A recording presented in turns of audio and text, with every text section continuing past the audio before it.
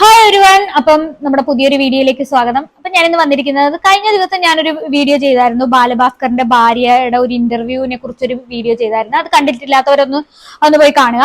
അപ്പൊ കാര്യങ്ങളൊക്കെ കൂടുതൽ നിങ്ങൾക്ക് ക്ലിയർ ആവും. അതിന്റെ ഒരു കണ്ടിന്യൂഷൻ ആയിട്ടാണ് ഞാനിപ്പോ ഈ വീഡിയോ എടുക്കുന്നത്. അപ്പൊ ഞാൻ അതില് ഒന്ന് രണ്ട് പോയിന്റ്സ്, ലക്ഷ്മി പറയുന്ന ഒന്ന് രണ്ട് പോയിന്റ്സ് ഉണ്ട്. അപ്പൊ അതിനകത്ത് എനിക്ക് എന്തോ ഒരു സ്പെല്ലിംഗ് മിസ്റ്റേക്ക് തോന്നുന്നുണ്ട്. അപ്പൊ അതുകൊണ്ടാണ് ഞാൻ ഈ ഒരു വീഡിയോ ചെയ്യാൻ കാരണം. ഈ ഇന്റർവ്യൂവിൽ പറയുന്നുണ്ട്, തമ്പിയുടെ മൊബൈൽ ഫോൺ, അർജുന്റെ ആക്സിഡന്റ്, ബാലുവിന്റെ ഫോൺ തമ്പിയുടെ കയ്യിലായിരുന്നു ഈ ആക്സിഡന്റിന് ശേഷം. അപ്പൊ എന്തായാലും അത് കേട്ടിട്ട് എനിക്കൊരു വല്ലാത്തൊരു പന്തികേട് തോന്നുന്നുണ്ട്. അതുകൊണ്ട് ജസ്റ്റ് ഞാൻ ആ ഒരു വീഡിയോയും കൂടി ഒന്ന് ഞാൻ കാണിച്ചു തരാം. ഒന്നൊരു സംഗതി ബാലുവിന്റെ മൊബൈൽ ഫോണുകൾ സംബന്ധിച്ചായിരുന്നു. ആ മൊബൈൽ ഫോൺ ലക്ഷ്മി ആവശ്യപ്പെട്ടിട്ടും പ്രകാശൻ തമ്പി എന്ന ആള് തന്നില്ല എന്നായിരുന്നു വാർത്തയിലുണ്ടായത്. അതിൽ ചില ദുരൂഹതകളുണ്ട്. പിന്നെ തമ്പി പല സ്ഥലങ്ങളിലും ഈ കേസുമായിട്ട് ഇടപെട്ട് ഹോസ്പിറ്റൽ ഉൾപ്പെടെയുള്ള സ്ഥലങ്ങളിൽ പ്രത്യക്ഷപ്പെട്ടതിനെ കുറിച്ച്, അതിനെക്കുറിച്ച് ലക്ഷ്മിയുടെ ഒരു അറിവിൽ എന്താ ഉള്ളത്?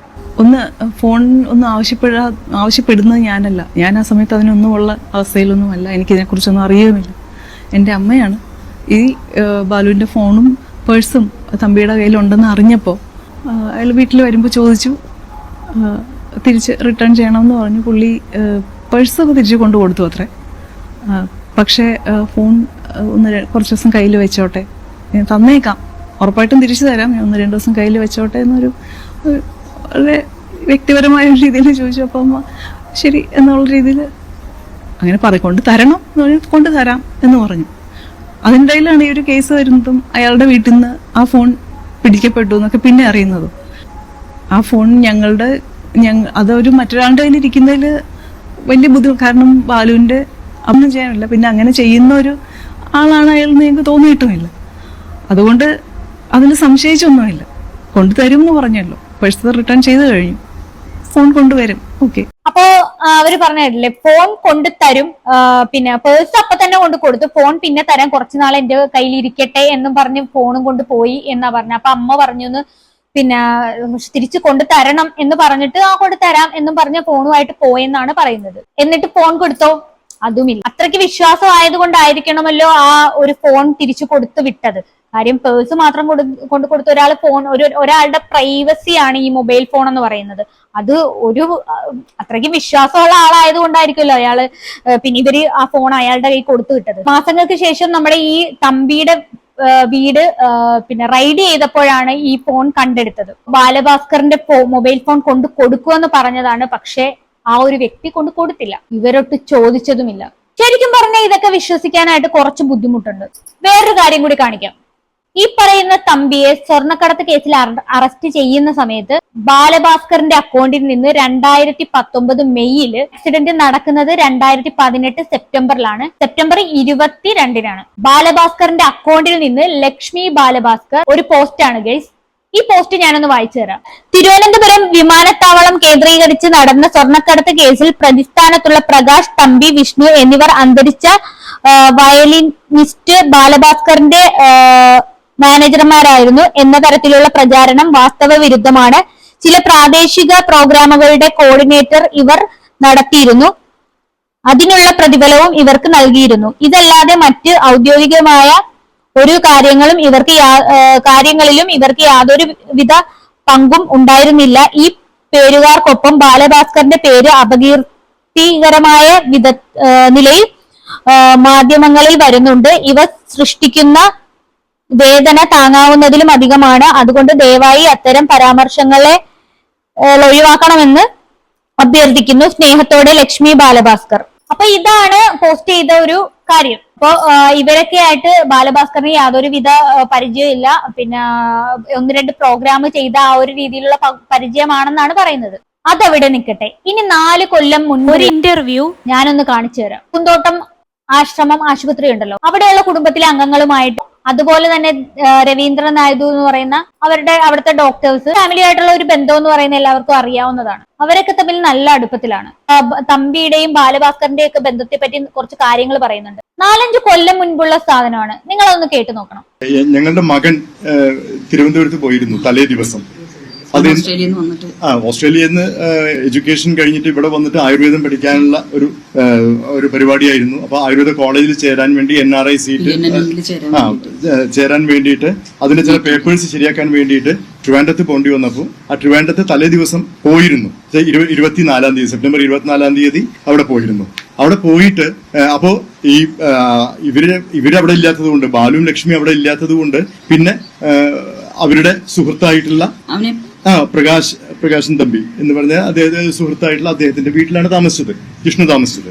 കാരണം സാധാരണ നിലയ്ക്ക് അങ്ങനെയാണ് പതിവ്. കാരണം പ്രകാശനും അല്ലെങ്കിൽ തമ്പി എന്നാണ് ഞങ്ങൾ വിളിക്കുക, തമ്പിയും ബാലുവായിട്ട് അത്രയും അടുപ്പത്തിലാണ്. നമുക്ക് അറിയുകയും ചെയ്യാം, അവർ തമ്മിലുള്ള ബന്ധം നമുക്ക് വളരെ കൃത്യമായിട്ട് അറിയുന്നത്. കാരണം ബാലു ഒരു സീക്രറ്റും ഇല്ല, എല്ലാ കാര്യങ്ങളും നമ്മളോട് പറയാറുള്ളതാണ്. അതുകൊണ്ട് എന്താണെന്ന് വെച്ചാൽ ആ ഒരു ബന്ധത്തിന്റെ അടിസ്ഥാനത്തില് കണ്ടില്ലേ ഇതിൽ പറയുന്നത് തമ്പിയും ബാലഭാസ്കറുമായിട്ട് അത്രയും അടുപ്പത്തിലാണെന്നാണ് പറയുന്നത്. ഈ ആക്സിഡന്റ് നടന്ന തലേ ദിവസത്തെ കാര്യമാണ് ഈ പറയുന്നത്. അദ്ദേഹത്തിന്റെ മകൻ ആക്സിഡന്റ് നടക്കുന്നതിന്റെ തലേ ദിവസം ട്രിവാൻഡ്രത്ത് തമ്പിയുടെ കൂടെ ഉണ്ടായിരുന്നു. ഓസ്ട്രേലിയയിൽ വന്നിട്ട് എന്തോ പേപ്പർ വർക്ക് ഒക്കെ ചെയ്യാൻ പോയെന്നാണ് പറയുന്നത്. പക്ഷെ അതിനെപ്പറ്റിയൊക്കെ അന്വേഷിക്കേണ്ടത് പോലീസാണ്. അപ്പൊ ഇവിടെ ഇപ്പൊ വ്യക്തമായ ഒരു കാര്യം എന്ന് പറഞ്ഞാൽ വെറും ഒരു ബന്ധമല്ല ബാലഭാസ്കറും തമ്പിയും തമ്മിലുള്ളത്. ഒരു മാനേജറും ഒരു വയലിനിസ്റ്റും തമ്മിലുള്ള ഒരു ബന്ധമല്ല ഇവിടെ നടക്കുന്നത്, അതിനേക്കാളും അപ്പുറത്തുള്ള ഒരു ബന്ധമാണ്. പിന്നെ വേറൊരു കാര്യം എന്ന് വെച്ചാൽ എനിക്ക് ഇതിനകത്ത് പിന്നെ എല്ലാം കൂടി കൂട്ടിക്കുഴച്ച് നോക്കിയിട്ട് എനിക്ക് വേറൊരു കാര്യം ഒന്ന് പറയാനുള്ളതെന്ന് വെച്ച് കഴിഞ്ഞാല്, ഈ പേഴ്സും ഫോണും എങ്ങനെ തമ്പിയുടെ കയ്യിലെത്തി? അതൊരു ക്വസ്റ്റ്യൻ അല്ലേ. ഈ തമ്പിയുടെ കയ്യിൽ എങ്ങനെ വന്നു ഈ മൊബൈൽ ഫോണും വാലറ്റും? എത്ര ആലോചിച്ചിട്ടും അതങ്ങോട്ട് മനസ്സിലാവുന്നില്ല. പിന്നെ ആ മൊബൈൽ ഫോൺ എന്തിനു കയ്യിൽ വെച്ചു? ഇതിനൊക്കെ ഒരു ഉത്തരമുണ്ടോ? പോലീസിന് എന്തായാലും ഉത്തരമില്ല. ലക്ഷ്മിക്ക് മേ ബി അറിയാമായിരിക്കും ഇതൊക്കെ, അതുകൊണ്ടായിരിക്കണമല്ലോ പുള്ളിയുടെ കയ്യിൽ അത് വെക്കാൻ കൊടുത്തത്.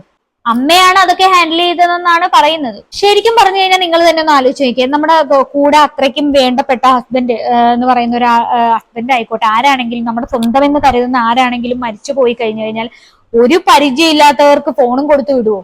നമ്മൾക്ക് ഇപ്പം മരിച്ചുപോയ ഒരാളുടെ ഫോൺ, ഇപ്പൊ ഹസ്ബൻഡിന്റെ ഫോൺ ആണെങ്കിൽ, ലക്ഷ്മിയുടെ കാര്യം ഞാൻ പറയുകയാണ്, ലക്ഷ്മിയുടെ ഹസ്ബൻഡിന്റെ ഫോൺ ഒരിക്കലും വേറൊരാൾക്ക് കൊടുത്തില്ല. ചിലപ്പോൾ അതിനകത്ത് ഒരുപാട് ഇവരുടെ ഫോട്ടോ, കാര്യങ്ങള്, മെമ്മറികള് ഒക്കെ ഒരുപാട് ഇവരുടെ ഈ ഹസ്ബൻഡിന്റെ ഫോണിൽ കാണും.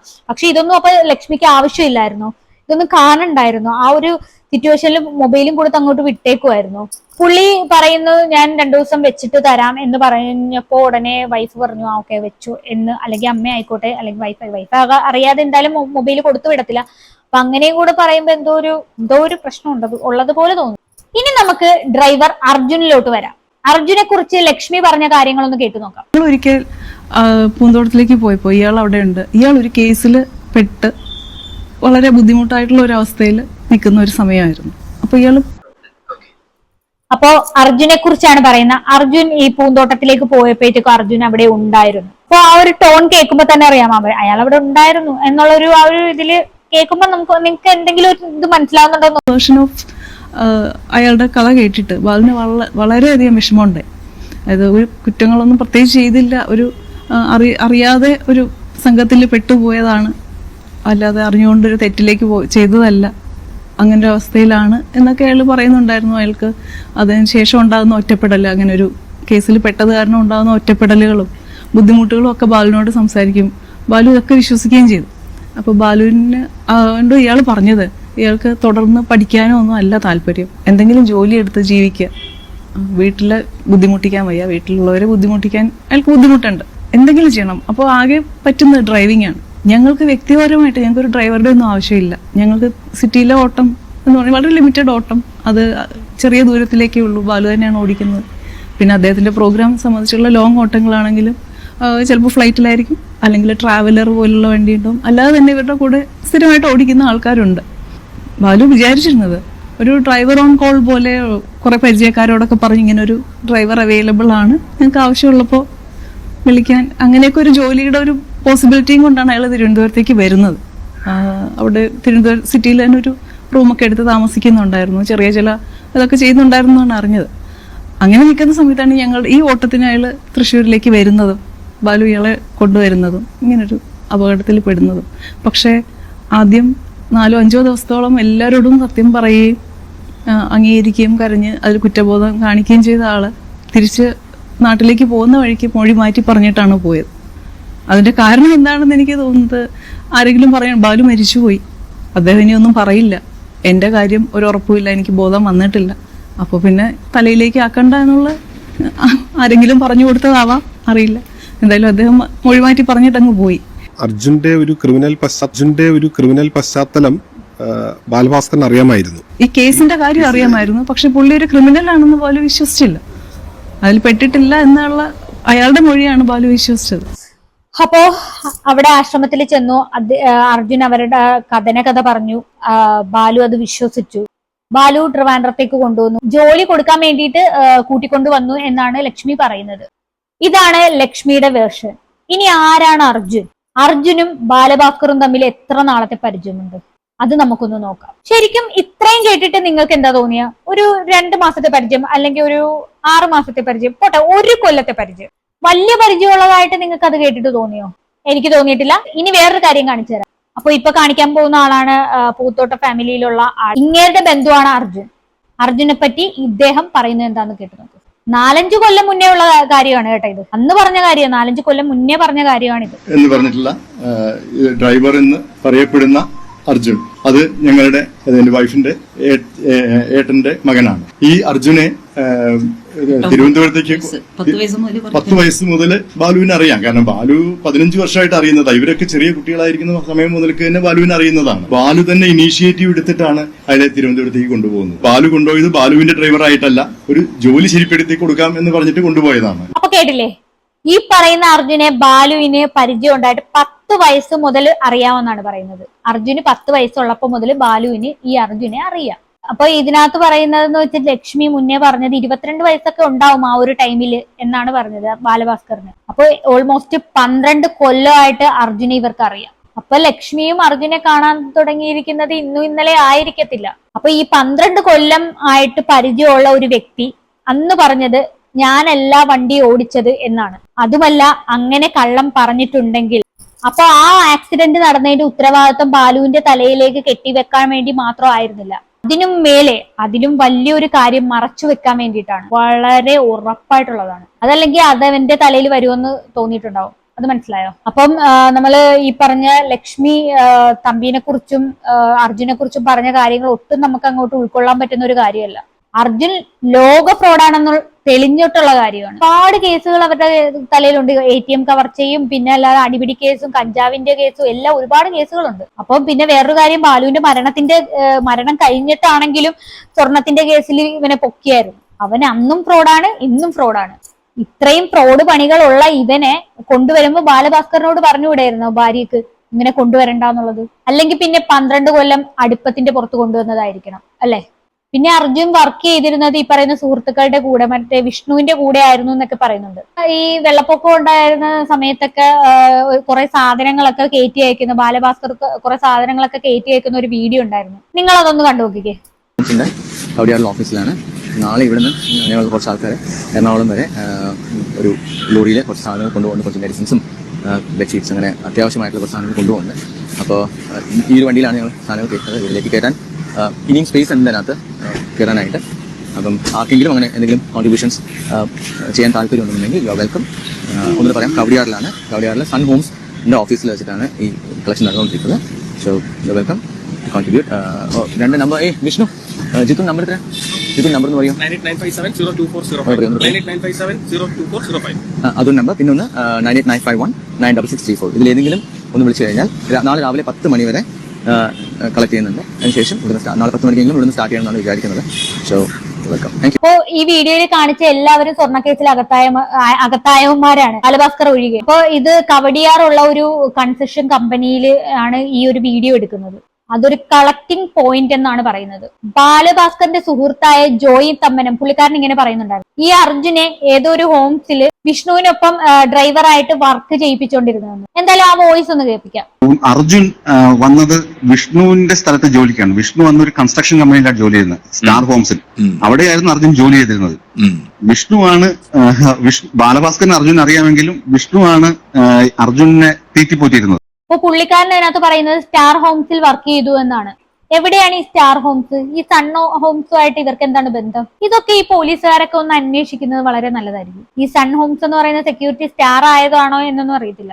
അപ്പൊ അതൊന്നും അന്വേഷിക്കുന്നത് നമ്മുടെ കടമയല്ല, പോലീസോ CBI ഒക്കെ അന്വേഷിക്കേണ്ട ഒരു കേസാണ്. അപ്പൊ ഈ പറയുന്നവരെല്ലാം ക്രൈംബ്രാഞ്ചും എല്ലാവരും അന്വേഷിച്ചിട്ടും ഈ ഒരു സംഭവം ആക്സിഡന്റ് ആണ്, ഈ മരണത്തിന് കാരണം ആക്സിഡന്റ് ആയതാണ് എന്നാണ് കണ്ടെത്താൻ കഴിഞ്ഞിട്ടുള്ളത്. അതിനപ്പുറത്തേക്കൊന്നും അവർക്കൊന്നും അന്വേഷിക്കണ്ട.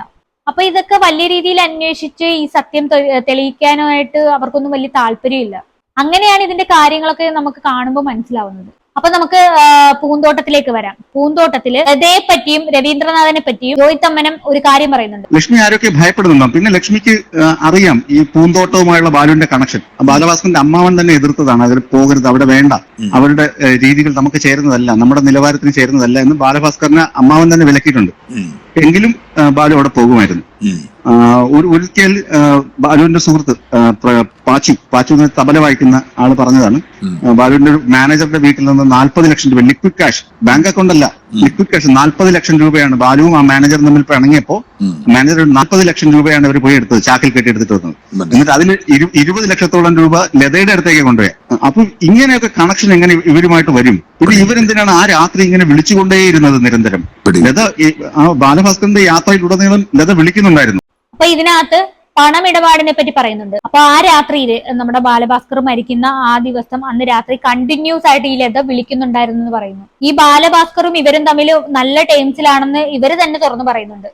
അപ്പൊ ഇവര് തന്നെ പറഞ്ഞ കാര്യങ്ങൾ ബാലഭാസ്കറിന്റെ സ്വന്തം കുടുംബത്തെക്കാളും ഒരു 10-15 വർഷം കൂടുതൽ പിന്നെ ഇവരുമായിട്ടുള്ള പരിചയവും സ്നേഹബന്ധവും ഉണ്ടെന്നാ പറയുന്നത്. സ്വന്തം കുടുംബത്തെക്കാളും സ്നേഹമുണ്ട്, ഭയങ്കര അറ്റാച്ച്മെന്റ് ഉണ്ടെന്ന് തന്നെ ഇവര് തന്നെ പല ഇതിലും പറഞ്ഞിട്ടുള്ള കാര്യമാണ്. ഇതിനകത്ത് പറയുന്നത് വെച്ചാൽ 40 ലക്ഷം ചാക്കി കെട്ടി കൊണ്ടുപോയി 20 ലക്ഷം ലതയുടെ കയ്യിലാണ് കൊടുത്തതെന്നാണ് ഈ പുള്ളിക്കാരന്റെ അടുത്ത് ആരോ പറഞ്ഞെന്നാണ് പറയുന്നത്. ഇവര് തമ്മിൽ പണമിടപാടും നടന്നിട്ടുണ്ട്, വസ്തുക്കളും വാങ്ങിയിട്ടുണ്ട്. ഈ പറയുന്ന 10 ലക്ഷം രൂപ പൂന്തോട്ടം ആശ്രമത്തിലേക്കും കൊടുത്തിട്ടുണ്ട്. ഈ രവീന്ദ്രൻ പറയുന്നത് 10 ലക്ഷം രൂപ കടമായിട്ട് വാങ്ങിയതാണ്. അത് നമുക്കൊന്ന് കേട്ടു നോക്കാം. പുള്ളി പറയുന്നത് ഇവിടെ സ്ഥലം വാങ്ങിയിട്ടില്ല എന്ന് ഒരു കാലത്തും ഞാൻ ഒരു മീഡിയയിലും ഒന്നിലും ഒരാളോടും പറഞ്ഞിട്ടില്ല. കാരണം എന്താ വെച്ചാൽ എനിക്കറിയാം ഇവിടെ സ്ഥലം വാങ്ങിയിട്ടുണ്ടെന്നുള്ളത്. ആരാണ് ആ വിവരം അദ്ദേഹത്തിന് കൊടുത്തത് എന്ന് എനിക്കറിയില്ല, അല്ലെങ്കിൽ എവിടുന്നാണ് അദ്ദേഹത്തിന് ആ വിവരം കിട്ടിയത് എന്ന് എനിക്കറിയില്ല. ഞാൻ ഒരിക്കലും പറഞ്ഞിട്ടില്ല ഈ സ്ഥലം വാങ്ങിയിട്ടില്ല എന്നുള്ളത്. 50 സെന്റ് സ്ഥലം വാങ്ങി എന്ന് തന്നെയാണ് എന്നും പറഞ്ഞിട്ടുള്ളത്. കാരണം അത് പറയാൻ ബുദ്ധിമുട്ടുള്ള കാര്യമില്ല. അതിനൊരു കോൺട്രഡിക്ഷൻ ഇല്ല. രണ്ട് വിഷയമാണ് ഇത്. രണ്ട് വിഷയമാണ്. കാരണം സാമ്പത്തികമായിട്ട് സഹായം ചെയ്തില്ല എന്ന് പറഞ്ഞില്ല. കാരണം 8 ലക്ഷം രൂപ എന്നുള്ള ഈ ഒരു എമൗണ്ട് എവിടെ വന്നു എന്ന് എനിക്കറിയില്ല. കാരണം 10 ലക്ഷമാണ് ഞാൻ വാങ്ങിയത്, 10 ലക്ഷമാണ് തിരിച്ചു കൊടുത്തത്. അതിൽ നിന്ന് 8 ലക്ഷം എന്നുള്ള സംഭവം എവിടെയാണ് വന്നതെന്ന് എനിക്കറിയില്ല. അപ്പൊ ഇവര് പറയുന്നത് 10 ലക്ഷം കടമായി വാങ്ങിച്ചു, അത് പിന്നെ തിരിച്ചു കൊടുത്തു എന്നാണ് പറയുന്നത്. പിന്നെ 50 സെന്റ് സ്ഥലം കണ്ട് അവിടെ നിന്ന് വാങ്ങിച്ചിട്ടുണ്ടെന്നും പറയുന്നുണ്ട്. ഇതിന്റെ മണി സോഴ്സ് എവിടെ നിന്നാണ്? അതൊക്കെ ലീഗൽ മണിയാണോ ഇല്ലീഗൽ മണിയാണോ എന്നൊക്കെ കണ്ടുപിടിക്കേണ്ട ആൾക്കാർ കണ്ണും കൂട്ടിയിരിക്കുകയാണ്. നമുക്ക് ഇവിടെ നിന്നൊന്നും കണ്ടുപിടിക്കാനൊന്നും പറ്റത്തൊന്നുമില്ല. ഒന്നെങ്കിൽ മീഡിയക്കാർ മുന്നിട്ടിറങ്ങണം, അല്ലെന്നുണ്ടെങ്കിൽ തൊപ്പിയിട്ട ഏമ്മമാര് മുന്നിട്ടിറങ്ങണം. പക്ഷെ ഇത് രണ്ടും നടക്കുന്നില്ല. സത്യം പറഞ്ഞാൽ ഈ കേസിലൊക്കെ CBI ഒക്കെ അലസമായിട്ടാണ് കേസ് അന്വേഷിച്ചതെന്ന് ഉറപ്പുള്ള കാര്യമാണ്. കഴിഞ്ഞ ദിവസം കലാഭവൻ ശോഭയുടെ ഒരു ഇന്റർവ്യൂ വന്നു. അതിനകത്ത് പുള്ളിക്കാരൻ പറയുന്ന ഒരു കാര്യമുണ്ട്. ഈ പറയുന്ന ലക്ഷ്മിയുടെ ശരീരത്തിൽ കത്തി കൊണ്ടുള്ള ഒരു മുറിപ്പാടുണ്ടായിരുന്നു. അത് എങ്ങനെ വന്നു എന്നുള്ള എക്സ്പ്ലനേഷൻ കേട്ട് കഴിഞ്ഞാൽ ചിരിച്ചു പണ്ടാരമാണ്. അമ്മാതിരി വെഹളിത്തരമൊക്കെയാണ് പറയുന്നത്. അതെന്തായാലും ഒന്ന് കേട്ടു നോക്കിയേ. ഈ മനോരമ ചാനലുകാർ തന്നെ ഉണ്ടായിരുന്നു. ഞാൻ അവിടെ ഇതിന് ചെല്ലുമ്പോൾ നമ്മുടെ ഈ മൊഴി തെളിവെടുപ്പിന് കൊണ്ടുപോയില്ല, അൻദർശൻ സാറൊക്കെ ചെല്ലുമ്പോൾ ഞാൻ അദ്ദേഹത്തോട് ചോദിച്ചു, സാറ് ഇവിടെ വയറിൻ്റെ അടിയിൽ കത്തി പോലുള്ള നേരത്തെ ആയുധം കൊണ്ടുള്ള മാരകമായ മുറിവാണ്, അവർക്ക് ഗുരുതര പരിക്കേറ്റെന്നാണ് പറഞ്ഞത്. അപ്പം ഞാൻ അന്ന് സാറിനോട് ചോദിച്ചു, സാറ് ഈ വണ്ടിയുടെ എവിടെയാണ് കത്തി പോലുള്ള ആയുധം? ഒരു ഡാഷ്ബോർഡിൽ ഒരു സാധനം പൊട്ടിയിട്ടില്ല, ഒന്നുമില്ല. അപ്പം പുള്ളി കൂടെ നിന്ന് എസ്ഐയോട് പറഞ്ഞു, അത് നോട്ട് ചെയ്തത്. സോബി പറഞ്ഞു, ശരിയാണല്ലോ, കത്തി പോലുള്ള ആയുധം എന്ന് പറയാൻ ഇങ്ങനെയില്ല. അതിനിട്ട് 2-3 ദിവസം കഴിഞ്ഞ് അദ്ദേഹത്തെ വിളിച്ചു ചോദിച്ചപ്പോൾ അദ്ദേഹം എന്നോട് പറഞ്ഞത്, അടുത്ത വീട്ടിലെ അപ്പച്ചൻ ഈ ഡോറ് കുത്തി തുറക്കാനായിട്ട് വന്നപ്പോ പാരയും കൊണ്ട് വന്നു, പാരയും കൊണ്ട് കുത്തിപ്പോ വയറ് കീറിക്കുന്ന എനിക്ക് തന്ന മറുപടി. അപ്പൊ കേട്ടില്ലേ, ഡോറ് തുറക്കാൻ പാരയും കൊണ്ട് വന്നപ്പോ വയറ് കുത്തി കീറിയതാണെന്ന്.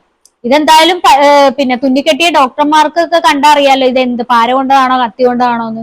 തെറ്റ് നിങ്ങളുടെ മാധ്യമങ്ങളുടെ കുഴപ്പമാണ് ഇതെല്ലാം. എല്ലാവരും പറയണ്ട എന്റെ നുണ പരിശോധന എടുത്തിട്ട് ഞാൻ പറഞ്ഞു നുണയാന്ന് തെളിഞ്ഞു. നിങ്ങൾക്കത് ബോധ്യമുണ്ടോ? എന്റെ അഡ്വക്കേറ്റ് രാമകൃഷ്ണ സാറിന്റെ ഓഫീസിൽ നാളെ ചെന്ന് നോക്കുക. ഈ CBI എന്ന് പറഞ്ഞ പരനാറികൾ, അങ്ങനെ തന്നെ പറയാനേ എനിക്ക് പറ്റുള്ളൂ. അവർ കൊടുത്തേക്കണേ എന്നാ, എനിക്കൊരു മേജർ സർജറി കഴിഞ്ഞുകൊണ്ട് എന്റെ പൾസ് റീഡായില്ല, അതുകൊണ്ട് നുണ പരിശോധന നടത്താൻ സാധിച്ചില്ല എന്ന് എഴുതി കൊടുത്തേക്കണത്. നുണ പരിശോധന നടത്തി എന്നല്ല എഴുതിയേക്കണത്. നുണ പരിശോധന കലാപം സോബിയുടെ നുണ പരിശോധന നടത്താൻ സാധിച്ചില്ല.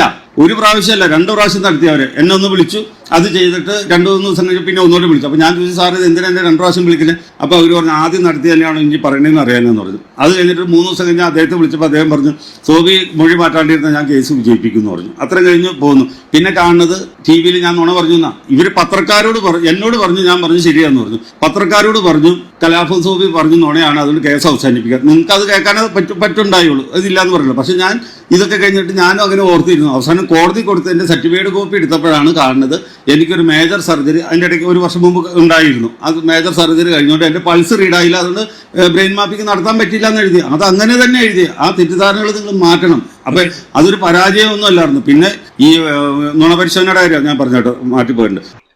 അപ്പൊ പുള്ളിയെ നുണപരിശോധനയ്ക്ക് വിധേയനാക്കിയിട്ടില്ല. ആക്കിയിട്ടുണ്ടെങ്കിൽ തന്നെ ആ സാധനം ഫെയിലായിരുന്നു. അപ്പൊ ഇങ്ങേര് പറയുന്നത് കള്ളമാണോ അല്ലയോ എന്ന് അറിയാതെയാണ് ഈ വാർത്ത പുറത്തുവിട്ടിരിക്കുന്നത്. ഇങ്ങേര് പറയുന്നത് കള്ളമാണെന്നുള്ള രീതിയിൽ ആൾക്കാർ തെറ്റിദ്ധരിക്കുകയാണ്. ഇപ്പോഴും അദ്ദേഹം പറയുന്ന ഒരു കാര്യം എന്ന് വെച്ചാൽ ഞാൻ തയ്യാറാണ്, ഇനിയും പരിശോധനയ്ക്ക് തയ്യാറാണ്, പക്ഷെ ലൈവ് ആയിട്ട് അത് ടെലികാസ്റ്റ് ചെയ്യണം, അങ്ങനെയാണെങ്കിൽ ഞാൻ അതിന് തയ്യാറാണ് എന്നാണ് പറയുന്നത്. കാരണം അത്രയും കോൺഫിഡന്റോട് കൂടിയാണ് പുള്ളി അവിടെ വന്നിരുന്ന് സംസാരിക്കുന്നത്. ഇങ്ങനെ ഒരു സിറ്റുവേഷനിൽ വന്ന് ചലഞ്ച് ചെയ്തിട്ട് എന്തുകൊണ്ട് നിങ്ങൾ അത് ചെയ്യുന്നില്ല? ആ വഴി എന്തുകൊണ്ട് നിങ്ങൾ അന്വേഷിക്കുന്നില്ല? എല്ലാം ചോദ്യങ്ങളാണ്. ഈ ചോദ്യങ്ങൾക്കൊന്നും യാതൊരു ഉത്തരവുമില്ലെന്നുള്ളതാണ് സത്യം. ലക്ഷ്മിക്കാണെങ്കിൽ പോലും. എന്തായാലും ഒരു കോമഡിയും കൂടെ കണ്ടിട്ട് നമുക്ക് ഈ വീഡിയോ നിർത്താം. ഒരു 3 മിനിറ്റ് കോമഡിയാണ്. പേര് ലക്ഷ്മി തർപ്പിച്ചു പറയുന്നു. വാഹനം ഓടിച്ചത് അർജുൻ തന്നെയാണെന്ന് ലക്ഷ്മി തർപ്പിച്ചു പറയുമ്പോൾ പാലക്കാട് ചെർപ്പളശ്ശേരിയിൽ പൂന്തോട്ടം ആശുപത്രിയും അതിനനുബന്ധ സ്ഥലങ്ങളിലും ഇവർ പറഞ്ഞത് ഞങ്ങളുടെ കുട്ടിയെ കൊലക്കി കൊടുക്കാൻ അവർ നിൽക്കുന്നു. ഈ സമീപകാലത്ത് പൂന്തോട്ടത്തിനടുത്തുള്ള ഒരു മനയിൽ ചുമർചിത്ര രചനയിൽ ഏർപ്പെട്ടിരുന്ന പൂന്തോട്ടം കുടുംബവുമായി ബന്ധമുള്ള യുവാവും മറ്റ് ചിത്രകാരന്മാരും തമ്മിൽ വഴക്കുണ്ടാകുന്നു ബാലഭാസ്കറിന്റെ പേരിൽ. അപ്പോൾ ശ്രീമതി ലത അവിടെ പോയി പറയുന്നു, ബാലഭാസ്കറിന്റെ പേരിൽ ഇനി ആരെങ്കിലും പൂന്തോട്ടത്തിനെ അപകീർത്തിപ്പെടുത്താൻ വന്നാൽ വ്യക്തിഹത്യ നടത്തുന്ന തരത്തിൽ ഞങ്ങളുടെ പക്കൽ തെളിവുണ്ടെന്ന്. ഇത്തരം സംഭവങ്ങളൊക്കെ ഇവർ കരുതും ഇതെങ്ങനെ പുറത്തറിയുന്നു. ഞാനൊരു മാധ്യമപ്രവർത്തകൻ കൂടിയാണല്ലോ, എനിക്ക് അവിടെ അത്രയും പരിചയക്കാരുണ്ട്. ഈ ചെർപ്പളശ്ശേരിയിലും പൂന്തോട്ടം ആശുപത്രിയുമായി ബന്ധപ്പെട്ട് പുറത്തു നിൽക്കുന്നവർ. ഇവർ എത്രമാത്രം പൂജകൾ ബാലഭാസ്കറിന്റെ പേരിൽ അവിടെ നടത്തിയിട്ടുണ്ട്. പൂജകൾ നടത്തുമ്പോൾ പൂന്തോട്ടം ആശുപത്രിയിൽ നിന്ന് സ്റ്റാഫുകളെ ഒഴിപ്പിച്ചിരുന്നു. ഇവർ ബാലഭാസ്കറിന്റെ മരണശേഷം ചില ഫയലുകൾ വിദേശത്തേക്ക് കടത്തിയിരുന്നു. ഇതൊക്കെ ഇവർ പറയേണ്ടതാണ്. ഇത് അന്വേഷണ ഉദ്യോഗസ്ഥർ കൃത്യമായി ചോദിക്കും. ക്രൈംബ്രാഞ്ച് സംഘം ഡോക്ടർ രവീന്ദ്രനെ ഇനി മൊഴിയെടുക്കാൻ വരുമ്പോൾ ഇത്തരം കാര്യങ്ങൾ കൃത്യഹത്യ നടത്തുകയോ അല്ലെങ്കിൽ വക്കീൽ നോട്ടീസ് കൊണ്ടോ ഒരു കോൺട്രാക്ടറുടെ കരാർ കുറിപ്പ് കൊണ്ടോ തീരുന്നതല്ല ഇത്. ബാലഭാസ്കറിനെ നിങ്ങൾ വെറും കറവ പശുവായി കണ്ടിരുന്നു. 15 വർഷക്കാലം അവൻ എന്താണ് ചെയ്തത്? സർഗാത്മക സംഗീതത്തിൽ അവനൊന്നും ചെയ്യാൻ കഴിഞ്ഞില്ല. ജോയ്, വളരെ വളരെ ഗുരുതരമായിട്ടുള്ള ചില വിഷയങ്ങൾ തന്നെയാണ് പുറത്തു വെച്ചിരിക്കുന്നത്. ഏതായാലും ഡോക്ടർ ലത അതിനുള്ള മറുപടി വേണം. കാരണം പൊതുജനങ്ങൾ കണ്ടുകൊണ്ടിരിക്കുന്നതാണ്. വലിയ രീതിയിലുള്ള വെളിപ്പെടുത്തലാണ് നടക്കുന്നത്. ഡോക്ടർ ലത അതിനുള്ള മറുപടി കേൾക്കാമോ?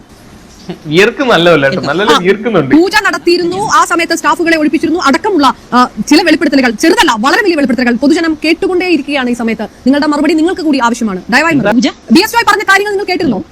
ഇല്ല, ഞാൻ കേട്ടില്ല. ഒറ്റ മിനിറ്റ് ഒന്നുകൂടെ ജോയ്, വളരെ ചുരുക്കത്തിൽ ആ പറഞ്ഞ ആരോപണം. അത് മറ്റൊന്നുമല്ല, ബാലഭാസ്കർ 15 വർഷമായി പൂന്തോട്ടം ആശുപത്രിയുമായി ബന്ധപ്പെട്ട് ഉണ്ടെന്ന് പറഞ്ഞു. ഇവർ തന്നെ ആദ്യം പറഞ്ഞിരുന്നത് ബാലഭാസ്കർ ചികിത്സാർത്ഥമാണ് അവിടെ ഉണ്ടായിരുന്നത്. ഇപ്പോൾ പറയുന്നു ചികിത്സയ്ക്ക് വേണ്ടിയല്ല ബാലഭാസ്കർ അവിടെ തങ്ങിയിരുന്നത്. ബാലഭാസ്കറിന്റെ സാന്നിധ്യം പൂന്തോട്ടത്തിലുള്ളപ്പോൾ അവിടെ പ്രത്യേകതരം പൂജകൾ നടന്നിരുന്നു. ബാലഭാസ്കറിന്റെ നേർച്ചയുടെ ഭാഗമായിട്ടായിരിക്കാം അല്ലാതെയായിരിക്കാം പൂജകൾ നടന്നിട്ടുണ്ട്. പോരാത്തതിന് സമീപകാലത്ത് ബാലഭാസ്കറിന്റെ മരണശേഷം ഒരു ചുമർചിത്ര രചന പാലക്കാട് ഒരു ക്ഷേത്രത്തിൽ നടന്നപ്പോൾ പൂന്തോട്ടവുമായി ബന്ധപ്പെട്ടുള്ള ഒരു യുവാവ് അവിടെ ഉണ്ടായിരുന്നു. ആ യുവാവും മറ്റ് കലാകാരന്മാർ തമ്മിൽ ബാലഭാസ്കറിന്റെ പേര് വഴക്കായി. ആ സമയത്ത് ശ്രീമതി ലത അവിടെ പോയിട്ട് അവിടുത്തെ നമ്പിയോട് സംസാരിച്ചിരുന്നു. ഇനി വ്യക്തിഹത്യ പൂന്തോട്ടത്തിനെതിരെ എന്തെങ്കിലും ആരോപണം ബാലഭാസ്കറിന്റെ പേരിൽ വരികയാണെങ്കിൽ വ്യക്തിഹത്യ നടത്താനുള്ള സംഭവങ്ങൾ ഞങ്ങളുടെ കയ്യിലുണ്ടെന്ന് അത്തരം ആരോപണങ്ങൾ വെച്ചിട്ടാണ് പിന്നീടാണ് വക്കീൽ നോട്ടീസ് വരുന്നത്. അച്ഛനുള്ള ഭീഷണിയായിരുന്നു അത്. ഇനി നിങ്ങളുടെ മകന്റെ പേരിൽ നിങ്ങൾ എന്തെങ്കിലും ഡോക്ടർ ലത വ്യക്തമായല്ലോ. ഡോക്ടർ ലത അത് മാധ്യമങ്ങൾക്ക് അറിവുള്ള കാര്യമല്ല. ബാലഭാസ്കറിന്റെ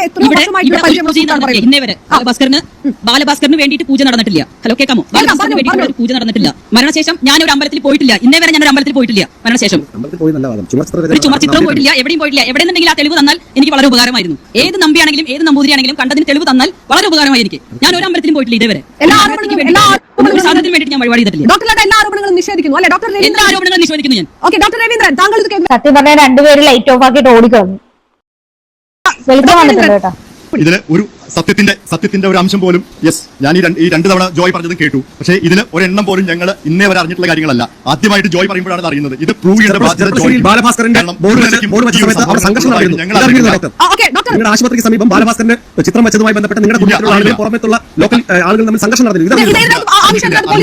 പോലീസ് കേസ് എടുത്തിട്ടില്ല. ഇത്തരം കാര്യങ്ങൾ അന്വേഷിക്കുന്നുണ്ട്. ക്രൈംബ്രാഞ്ചിന്റെ അന്വേഷണ പരിധിയിൽ തന്നെയാണ്. ഇതൊന്നും മാധ്യമപ്രവർത്തകർ ഞാനല്ല തെളിവ് നിരത്തേണ്ടത്. തെളിവുകൾ കൃത്യമായി കണ്ടെത്തപ്പെടുന്നു. ഈ പറഞ്ഞതിലൊന്നും വരട്ടെ. 100% തയ്യാറാണ്. ഇങ്ങനൊരു സംഭവം ആദ്യമായിട്ടാണ് കേൾക്കുന്നത്. ഇതിപ്പോ ഈ ജോയ് പറയുമ്പോഴാണ് ഇത് ആദ്യമായിട്ട് ഞാൻ കേൾക്കുന്നത് ഇങ്ങനൊരു സംഭവം ഉണ്ടായി എന്നുള്ളത്. ഇതിന് മാത്രമല്ല ബാലഭാസ്കറിന്റെ പേരിൽ ഒരു പൂജ ഇവിടെ നടന്നിട്ടില്ല. അപ്പൊ ഇവിടുന്ന് ഫയലൊക്കെ വിദേശത്തോട്ട് കടത്തിയെന്നാണ് പറയുന്നത്.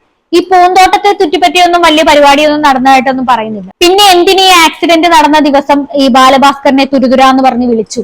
അതിനും മറുപടിയില്ല. പിന്നെ എന്തിന് ആക്സിഡന്റ് നടന്നതിന്റെ തലേ ദിവസം ഇവരുടെ മകൻ ട്രിവാൻഡ്രത്തേക്ക് പോയി? അപ്പൊ അവിടെ പോയി മകൻ നിന്നത് തമ്പിയുടെ കൂടെയാണ്. കാരണം അവിടെ വേറെ ഹോട്ടൽ റൂമോ അങ്ങനെ വേറെ റൂമൊന്നും ഇല്ലായിരുന്നു നിൽക്കാൻ. കാരണം തമ്പിയുടെ കൂടെയാണ് പുള്ളിക്കാരൻ അവിടെ നിന്നത്. ആദ്യം ഈ ബാലഭാസ്കർ മരിക്കുന്ന കാര്യം വിളിച്ചു പറയുന്നത് ഈ ലതയാണ്. ലത വിളിച്ചു പറയുന്നത് തമ്പിയാണ് പിന്നെ ബാക്കി ഓപ്പറേഷനും കാര്യങ്ങളും ഒക്കെ നടത്തുന്നത്. ആ ഒരു റൂട്ട് കണ്ട, ആ റൂട്ട് പോയേക്കുന്നത് കണ്ട. പോരാത്തതിന് കാർ ഓടിച്ചിരിക്കുന്ന ഇവരുടെ പെങ്ങടെ മോനാണ് അർജുൻ. അങ്ങനെ ഈ പറയുന്നവര് തന്നെ പറയുന്നുണ്ട് ബാലഭാസ്കറും വീട്ടുകാരും തമ്മിൽ ഈ പറയുന്ന ലക്ഷ്മിക്ക് വലിയ അടുപ്പമില്ലെന്ന്. വീട്ടുകാരെക്കാളും അടുപ്പയിൽ ഇവരുമായിട്ടുണ്ടായിരുന്നു. അപ്പം ലക്ഷ്മി ഹോസ്പിറ്റലിൽ കിടന്ന സമയത്ത് 50 ദിവസം ഈ ലതയായിരുന്നു ശുശ്രൂഷിച്ചതെന്ന് എന്നിവര് പറയുന്നുണ്ട്. അപ്പൊ അവരവിടെ നിന്ന് പോയത് എന്താന്ന് വെച്ചാൽ ബാലഭാസ്കറിന്റെ അച്ഛൻ വന്നിട്ട് പറയുന്നത് ഇവരിവിടെ നിൽക്കുന്നത്, ഈ ലത ഇവിടെ നിൽക്കുന്നത് പിന്നെ ലക്ഷ്മിയുടെ ജീവന് അല്ലെങ്കിൽ ആരോഗ്യത്തിന് ആപത്താണ് എന്ന് പറഞ്ഞു. അതിന്റെ പേരിലാണെന്നാണ്. പിന്നെ പറയുന്നത് ഇവരുടെ ഡോക്ടറാണ്, അവർക്ക് ഹോസ്പിറ്റൽ ഉണ്ടെന്നും പറയുന്നുണ്ട്. പിന്നെ വേറൊരു കാര്യമുണ്ട്, ഇവർക്ക് ഈ ഹോസ്പിറ്റലും കാര്യങ്ങളും ഒക്കെ ഉള്ള സ്ഥിതിക്ക് ഇവർ ഈ ലക്ഷ്മിയുടെ കൂടെ വന്ന് ഈ 50 ദിവസം നിൽക്കുന്നത് എന്ത് കാര്യത്തിന്? ഇനി അവിടെ നടക്കുന്ന വിവരങ്ങൾ അറിയാൻ വേണ്ടിയിട്ടാണോ എന്ന് നമുക്ക് സംശയിക്കേണ്ടിയിരിക്കുന്നു. അല്ലാതെ വെറുതെ വന്ന് നിൽക്കേണ്ട ആവശ്യമൊന്നുമില്ല.